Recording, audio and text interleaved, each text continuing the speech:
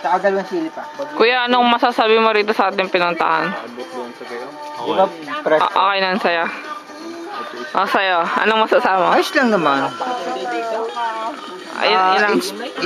It's more fun in the Philippines. Wow! Pwede. Ganda pala dito sa Boracay eh. Nag-style mo naman. Ganda ang place na sa Boracay na to. Ganda. Excuse me, Mr. Chris Bathan. Okay lang po. Boracay. Nag-style mo naman. Gusto mo Boracay? Pwede. Pwede siya. Pwede. Mr. Ferdinand Magellan. Burgos, anong masasabi mo? Maganda ba? Kasi masyado siyang nahirapan sa kanyang pagkuha ng tulyan. Takot ko doon kaya ako babaliktad ka ba? Niloloko-loko ko lang yun, tapos sasakay pala ako. Wala, babaliktad kami na din doon. Talagang hawak na ako eh. Palayo eh, ang kanyang tatambling na.